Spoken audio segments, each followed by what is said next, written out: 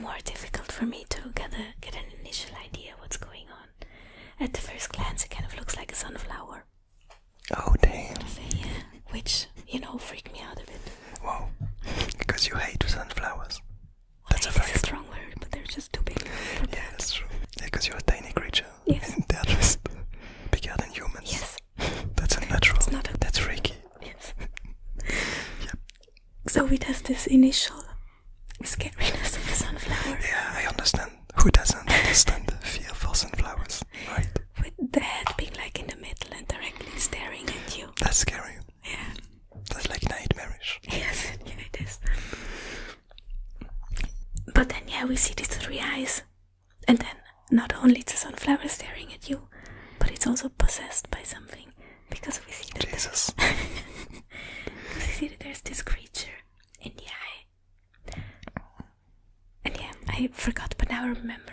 That, So that's the interloper. Yeah, that's the emptiness inside of this creature. And actually it was kind of a double meaning, because this interloper that made the blob ruler do these things, we can imagine it as a creature who whispers things in its ears, but we can also imagine it simply as some kind of feeling of emptiness, feeling of hollowness, that leads creatures to want more, to go forward and to take things from others, because they feel empty and they need to fill it up, this emptiness. Why do you think it's an empty creature? Just because, simply because of how it looks, the fact that it's kind of emptiness inside of the blackness of these parts. Yeah. But do you think like something happened to it along the way? That it became this empty creature?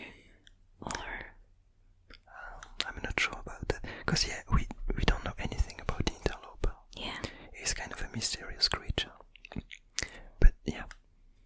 And also, have we ever seen it outside of another creature, or always? No, the idea is that we can't really see it because it's this emptiness, so we can only see it inside of something. Yeah. Which is quite an intriguing character. So to me, it almost seems like it also just couldn't survive outside of another, that maybe it needs to be in the creature to even survive. Makes a lot of sense, yeah. Like a parasite. Yeah, kind of like a parasite. Oh, that's interesting. Now I feel sorry for it. Well, yeah. That's sad. Well, yeah, it got expelled for the blob ruler, and it had to find another place. And and now the skull, this creature that it found, kind of gets back to life and starts spreading, feeling this need to fill up his emptiness. So these web thingies, they're like the body of this skull creature slowly getting back its form. Yeah, somehow as I understand it, when we left it last time with ladder, this skull was kind of surrounded by a layer of this goo, the goo from the blobs. It was surrounded by that. And so I'm guessing that slowly this goo is turning into something else, turning into the new body of this creature. Okay, so it's now kind of a mixture of this goo creature and the skull creature. Yeah, you could say. basically it's a new kind of body, a new texture. So basically it's the interloper, like taking different body parts, if you want to call it that way, to make it useful for him to, I don't know, wander around. Well, as a matter of fact, I'm not exactly sure if the interloper is doing anything.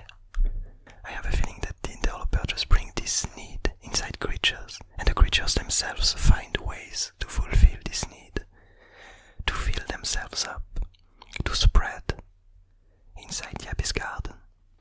Okay. Still scary for you? A bit less scary now. Okay.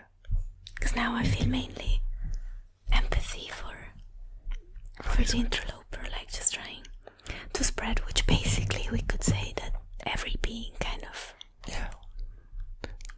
has the need to just spread. Yeah, to survive, to spread itself. Yeah. So do you have anything to add? Any interpretation, any idea? Because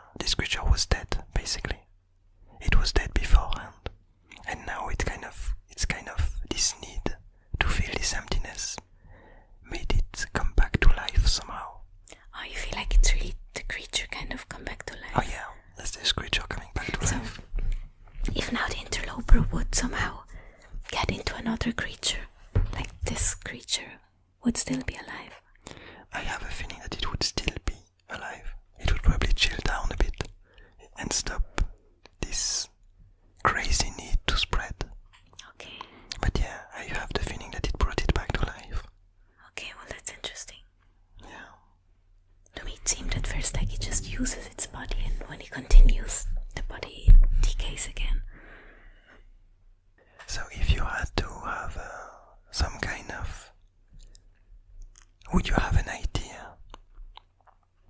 An interpretation of where such a creature as the interloper could come from? Like where it could have emerged? I don't really know somehow. You can say no. Yeah, somehow what initially comes to my mind is that there was some kind of... Well, the first word I had in mind was accident, but maybe not really an accident, but more maybe... Somehow I now have this story in my mind of a creature about to die, and somehow it just refuses to die. Yeah. And then it manages to survive, but not really, because it should have died, and now it's just this empty thing that is still here. This hollow. Yeah. Like, and still trying, to spread and get to life, because it's not really alive. Yeah. I do like this interpretation. But I'm guessing that a lot of things must have happened at the same time for it to be able to turn into this empty creature. Yeah. But I quite like this idea. But anyway, I hope you enjoyed this doodle despite the scariness of it. I did, especially now I do. Now that it's not anymore a sunflower. Yes. Right.